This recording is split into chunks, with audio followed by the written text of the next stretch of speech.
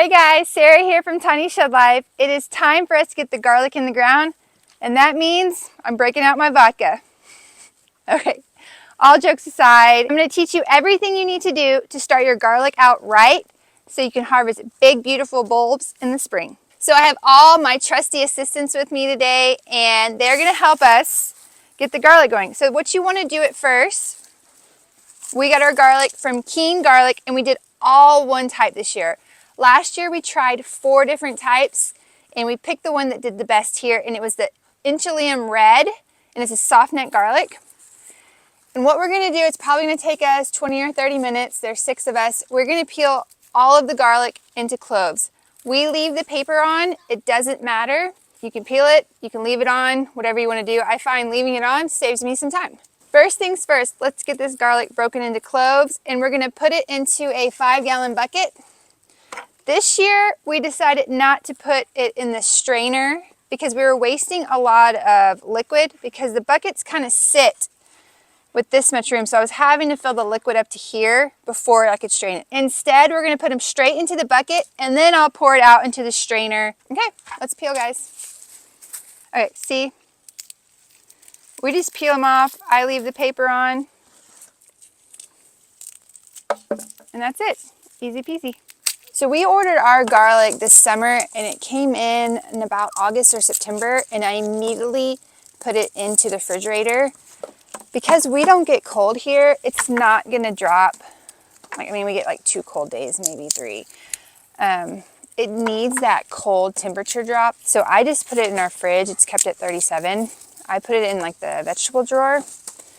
And I don't know, until now. So what is that? August, September, October? Like 3 months. So we put it in the fridge for 3 months, and that was it. Things are quite different here in the South. It is a lot warmer. So I find like the people up north, and when I'm watching their garlic videos, their stuff is already in the ground. They won't even see green shoots coming up to the spring. We will get our green shoots probably in the next like month. So if green shoots come up for some reason where you live, and then you get a hard freeze and they die off, it is okay. I have read that they will grow back again, and it just doesn't harm the plant at all. So don't fret about that either. Oh my goodness, you're giving me so many. Something we're doing differently this year is we're planting one variety of garlic. They all did grow, but this one grew the best, and I just want to be able to harvest and save some for cooking and then save some for replanting. And it was starting to become like just a lot to keep track of all the different kinds and where I was storing them and trying to keep them labeled. So we just thought this year we'll just try one variety. All right, so we have all the garlic in here. It is a lot of garlic. Some of it is already sprouting. This is stuff from last year. I will probably plant it towards the end of one of the beds so I can see how it does since it started sprouting already. So we bought 2 of the cheapest vodkas we could find. And we're going to soak this for 10 minutes. Keen Garlic suggests doing that because it's going to give it a better jump start. If there is any kind of bacteria or anything going on, it should rid of that. So we're just going to pour it in and do a 10-minute soak.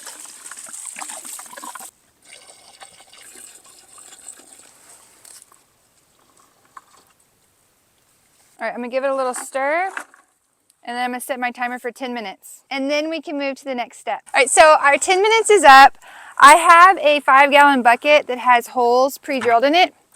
If you have more garlic to soak, you can reuse the vodka or whatever you use to sanitize. I think there's a list on Keen Garlic of what you can use. We don't need it, so I'm just going to let it drain out.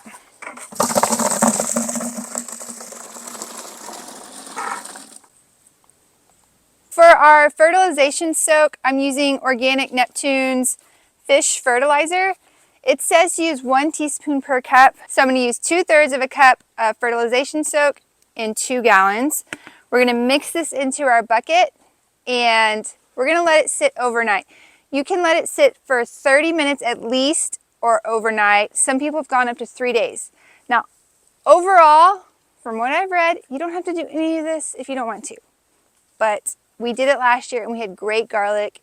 We did not do it the year before, and it did not turn out very great because I left it in the ground too long. That's okay. But I like the soak. It just feels like we're really hitting it good. Garlic is a big, heavy feeder, so I think the soak is going to help it start off fantastic. All right, we're going to let this sit overnight because we did not finish pulling all the weeds last week in the garlic beds, and I really need to get that done before I plant them. I probably should have been more prepared, but that's life here on the homestead.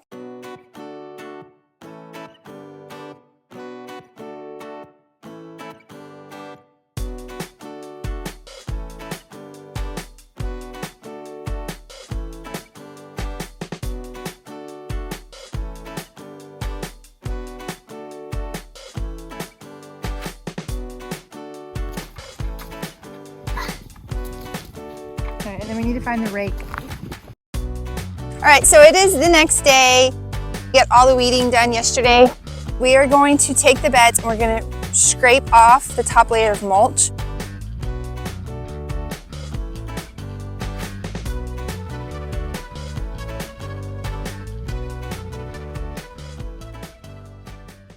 I don't have a broad fork yet. We're asking the local school, their kids, to help us build one. So I just need to send them the dimensions still. So for now, I'm going to use a pitchfork to aerate it. I'm not going to move things around. I just want to make it looser since those bulbs are going to want to expand.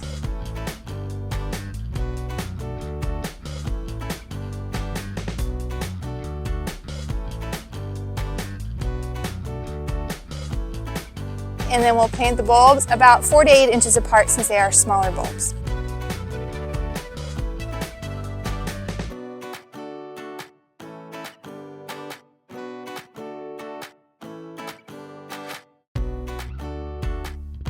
Before I wrap up, I wanted to share that I wasn't able to cover the bed with 4 to 6 inches of mulch that it needed because I had an obligation super early in the morning. But thankfully, my sweet husband got up early to sprinkle the beds with compost, and then he covered it with mulch. It was all done before I even got home. I'm so grateful for his help. And I thank you guys too for joining me today. I hope you found some inspiration and tips for your own homesteading journey. If you enjoyed this video, please give it a thumbs up and subscribe for more homesteading, cooking, just living life to the fullest. Let me know in the comments what you're working on or what you'd like to see next. That's it for me. I'll see you next week.